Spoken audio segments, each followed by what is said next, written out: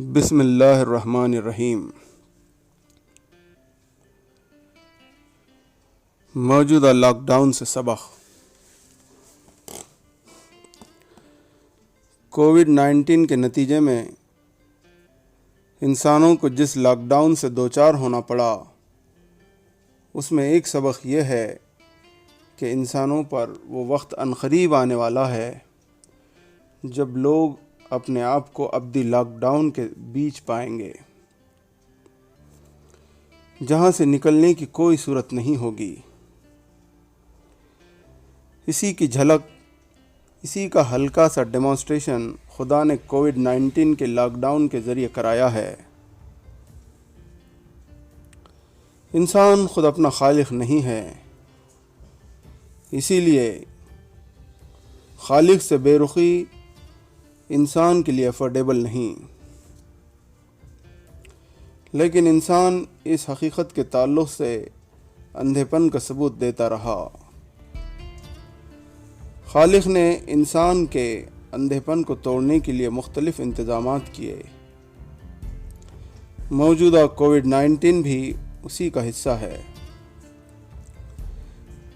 ان انتظامات کے باوجود جو لوگ اندھے پن پر قائم رہیں گے اور اندھے پن کے ساتھ دنیا سے جائیں گے، وہ اس بات کا ثبوت دیں گے کہ وہ اس کے اہل ہیں کہ انہیں ابدی لاک ڈاؤن کے تحت قید کر دیا جائے۔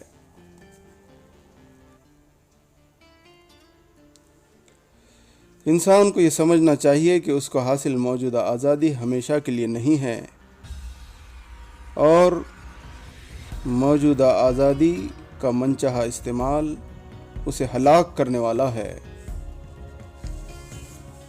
اس کی بھلائی اسی میں ہے کہ وہ موجودہ آزادی سے متعلق خالق کے منصوبے کو جانے۔ اس لاک ڈاؤن میں مسلمانوں کے لیے یہ سبق ہے کہ انہوں نے یہ بہت بڑا جرم کیا ہے کہ انہوں نے سارے انسانوں کی امانت کے ساتھ بدترین خیانت کی ہے، ایسی خیانت جس کی سزا ابدی ہے۔ مسلمانوں نے یہ جرم کیا ہے کہ ان کے پاس موجود خالق کے پیغام کو انہوں نے سارے انسانوں تک نہیں پہنچایا، حالانکہ خالق نے پیغام رسانی کے لیے بے شمار وسائل اویلیبل کرا دیے تھے۔ مسلمانوں کا عمل کوئی سادہ چیز نہیں۔ قرآن کے الفاظ میں وہ لعنتی عمل ہے۔ اس لعنتی عمل میں حصے دار وہ تمام مسلمان ہیں جنہوں نے نمائشی اور کلچرل دینداری کا چولا پہن رکھا ہے، لیکن وہ انسانوں کو ان کے خالق کے پیغام سے محروم رکھنے کے ذمہ دار ہیں۔ دین کے نام پر کیا جانے والا کوئی بھی عمل انہیں ذمہ داری سے بری نہیں کر سکتا۔ مسلمانوں کو چاہیے کہ وہ اپنے اس جرم کو جانیں اور اس جرم کا اقرار کرتے ہوئے خدا سے مغفرت چاہیں، اور خدا سے یہ وعدہ کرے کہ خدایا، تو جیسے ہی حالات کو نارمل کر دے گا، ہم تا حیات اپنی زندگی میں تیرے پیغام کو انسانوں تک پہنچانے کے کام کو ترجیح دیں گے۔ آج تک ہم نمائشی چیزوں کو ترجیح دیتے رہے، اب ہم اس سے باز آئیں گے۔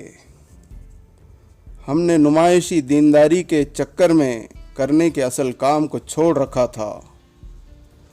فریض دعوت کو ترک کر کے ہم جو عبادات کرتے تھے وہ مکاری کے سوا کچھ نہیں تھیں، کیونکہ تیرے بے شمار بندے تجھے جانے بغیر، تیرے تخلیقی منصوبے کو سمجھے بغیر دنیا سے جا رہے تھے،